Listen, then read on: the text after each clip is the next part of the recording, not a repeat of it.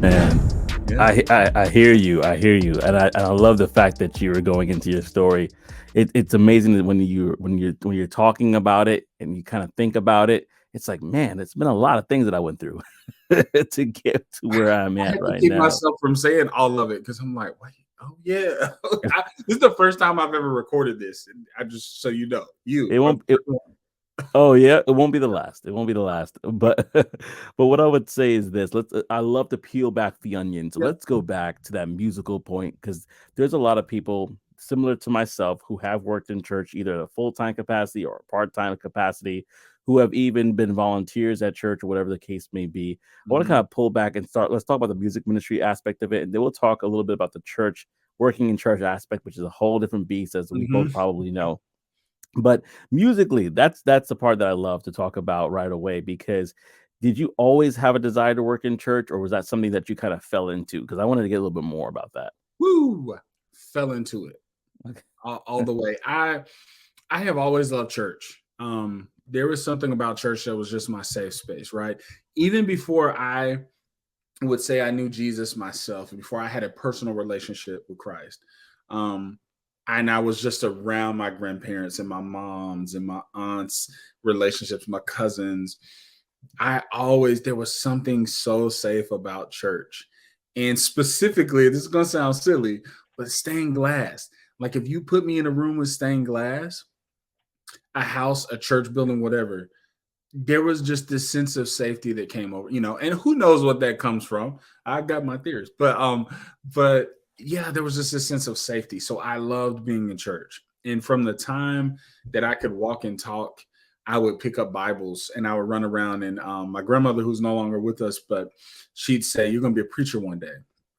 And of course, as a kid, you're like, yeah, right. I'm not like all the preachers I saw were these old men who whooped and hollered, and I was like, yeah, it's not gonna be me. But I think I see some of what she was saying now, and I think I always had leadership qualities, and I think some of them were innate, but some of them were grown through the church.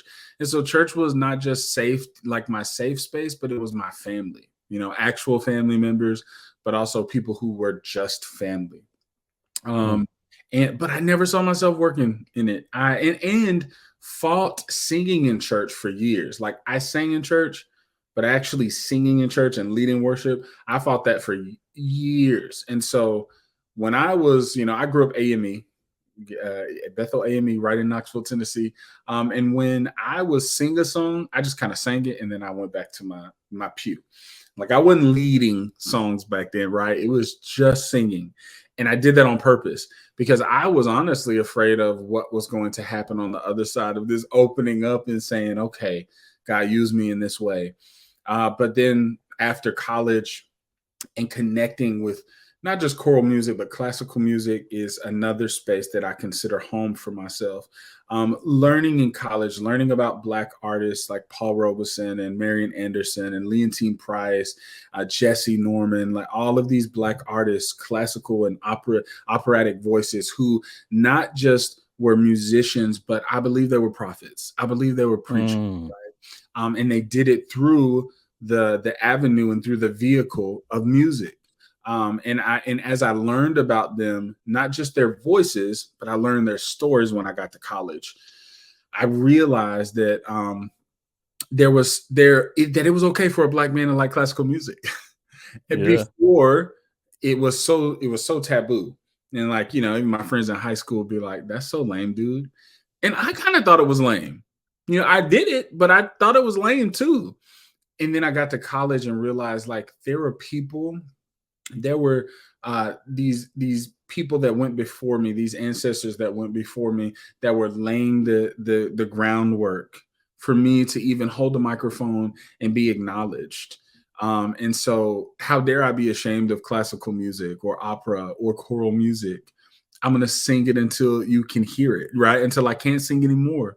And so I was so comfortable with that, and but getting out of college and going into church, 2007 was when I say I really kind of had my awakening into leading worship. And that's because the choir director, Joe Carter, shout out to Joe Carter, man, he pushed me out there one day. He was like, okay, you're going to lead this song, Alpha and Omega by Israel. You're going Mhm. to lead this song. And boom, there it is. And I led it. And I was just like, okay, I'm done. I'm going to go sit down. And then he kept playing. And I had this feeling. And I was like, oh my God, I feel something, but I don't know what to do, and I'm done. The song's over. Like Let the it's spirit over. use you. Yeah, and that's what happened. And that's what continued to happen. So that's how I kind of got into that, and I got invited to sing in a church, and they eventually asked me to come on as their worship pastor. But no, so no. Long story longer. No, I did not. I did not want to work in church, nor did I ever see myself working in church. But we can't always see what's best for us. So Yeah, no, yeah. that's absolutely true. We don't always see what's best for us, but one thing that I think that we can say is that as life continues to unfold, we do find things that we are like, wow, I didn't know that that was going to work out, but it does. And for you, you might look at our stories, and specifically Emery's, and say, wow, I didn't know that tech was going to unfold in that way and work out for him.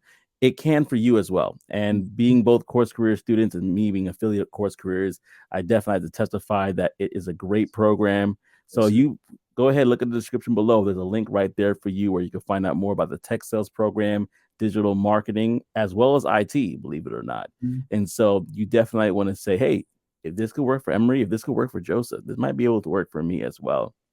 Yeah. Now, you talked about college, and I actually studied in my undergrad.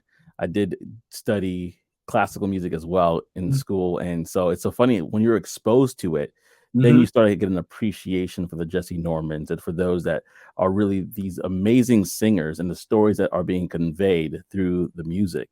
Now, talking about exposure, being exposed to being a part of a church and singing versus to Mhm. being on the other side as being a staff member, it's totally two different sides of that Correct. coin. So without, of course, keeping everything nice and but could you talk a little bit about what you learned working on staff at a church and how that impacted you in regards to just moving into tech, things of that nature? Like, what perspective do you have now that you work in church full time? Um, so church work is hard work. And I think that's something I didn't know. And I still would have family members, even to, up until when I resigned last year, say, man, like, y'all really have that much to do in church? We do. There's a lot that goes into making Sundays happen. Um, and so I think when I look at how church and tech, like how that's even lining up, I think one of the things first, hard work. It just taught me to be a much harder worker and I thought I had a decent work ethic. My grandfather instilled that into me. But I learned getting into church work that I had not even breached the the shallow end. There's so much hard work that goes into making church services happen. And it's because you're kind of adminning talent, but also people and their schedules, volunteers and their schedules and their talent levels. And you're trying to put all of that together and making it this safe space on Sunday mornings or whenever your services are, right? Right. And so it is that's very difficult. So it was a lot of hard work. It was a lot of organization, staying organized. And when I went into it, that was not the case. I had notebooks on top of notebooks on top of notebooks, and I realized that that doesn't work. Like I've got to actually get systems. So I think building systems, building processes, um, and I think ultimately also like just having an end goal and a mission to get there. That's some of what I learned working on staff in a church. Um, the places that you think are the most beautiful still they're run by people, right? Hmm. And so your coworkers and your leaders are people. And I think that you've got to make the conscious effort every day to see the good in them, just like you would want them to see the good in you, no matter what kind of day Mm, they're having. that's good. Right. And that's in whatever space you're working in. I think it is Yeah. our responsibility to acknowledge that we are working with people. they are not robots, right? And so they have feelings, they have emotions, they are also learning how to navigate this thing we call life. And so professionalism sometimes takes the back seat when our personal issues rise to the top. Mm. So I'd like to say that I learned how to be poised in those situations, and I did. I learned how to keep my composure when things frustrated me. But I also learned that when people don't keep their composure, like my son, who you can probably hear yelling right now, I also learned that when people don't keep their composure, that it's okay. And Mm. so not to match that energy. And that's something that I'm very grateful for. And I will never take away from that season of my life. Wow, that's powerful. That is powerful. Sometimes we could forget that there are human beings on the other side Mhm. of these sort of conversations or arguments or disagreements, and being able to really reason with that and say to yourself, you know, self, how would I want to be treated in this Right. situation? Right. That's a tool that we definitely can use, especially going into tech sales. And so you are not you when you ended your conversation initially, or I should say when you ended talking about your journey initially, you talked about how you landed the job. Congratulations to you. You. Thank you. Thank you. Absolutely. Yeah. Let me go back because you did mention this. You said your grandfather passed away, Mhm. correct? I want to first of all say my condolences because it's a loss is a loss, you know, no matter how Mhm. many years it may be or whatever the case may be. So my condolences to you. Now, still, how did he shape who you are? I mean, you talked about it a little bit, but can you go a little bit deeper and talk about how he and his basically him being a role model for you? How did that shape you as a person?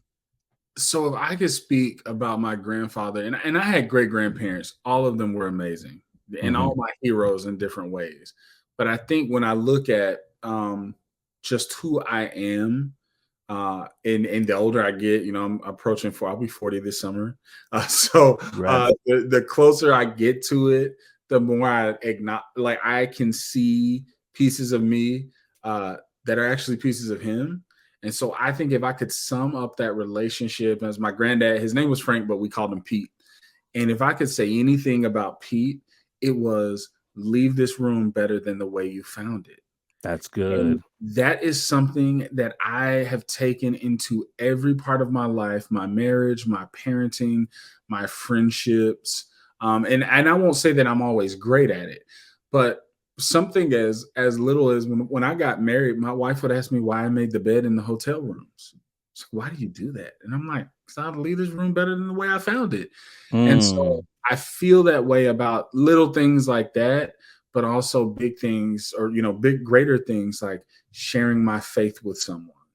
And so even though there are so many wild things happening in the world, and it's such a wild time and a dark time, and there's so many dark spaces, if I get an opportunity to share the light that was put in me with anybody, Yeah. I'm going to leave that moment better than the way I found it. And that doesn't mean that I'm going to be pushy, or that, and I take that into sales as well, into my Yeah. job. Now I say that because I'm starting week 3, so I've only been on the phone for a couple of days, but even in those times, making sure that my tone and my approach to these conversations were better than these people are going to leave potentially better than the way um, I found them. So that was really his. I think everything he taught me, all of the times he reprimanded me, all the times he celebrated me. I can't say that there was ever a time that the root of it was because I wasn't leaving something better than the way I found it. So yeah, that would be it.